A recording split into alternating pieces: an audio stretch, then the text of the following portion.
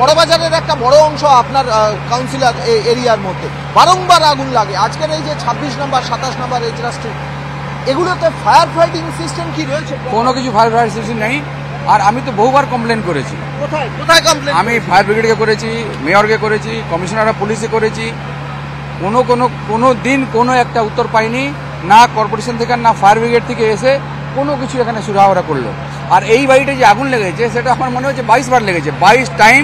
আমি 22 বছর কাউন্সিলর, আমার মনে হচ্ছে 22 বার আগুন লেগেছে এই বাড়িতে। আপনি এই বাড়িটি নিয়ে অভিযোগ জানিয়েছিলেন বা দমকলে বলেছিলেন যে ফায়ার ফাইটিং সিস্টেম? আমার কাছে চিঠি আছে, চিঠিটা চিঠিটা আছে আমার কাছে। এই চিঠিটাতে আমি দিয়েছি। এই ঘটনাগুলো যে বারবার ঘটছে এখানে, যদি প্রশাসন যদি থাকতো, ফায়ার ব্রিগেড যদি রেডি থাকতো, তাহলে এসব হতো না। সমস্যাটা হচ্ছে এখানে ইলিগাল কনস্ট্রাকশন। সবাইকে পুলিশে কমপ্লেন করলে কোনো কেউ কিছু শুনে না।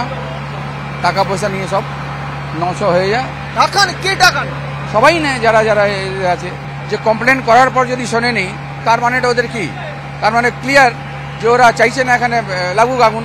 নাহলে ওরা তো বেশি কমপ্লেনের পর তো কিছু করতে ওখানে। তো সেটা তো তার দেখে তো এটাই মনে হচ্ছে যে কোনো না কোনো জায়গায় ফায়ার ব্রিগেড বা কর্পোরেশন বা পুলিশ প্রশাসন ওদের সঙ্গে জড়িত আছে, যারা ইলিগাল কনস্ট্রাকশন করেছে।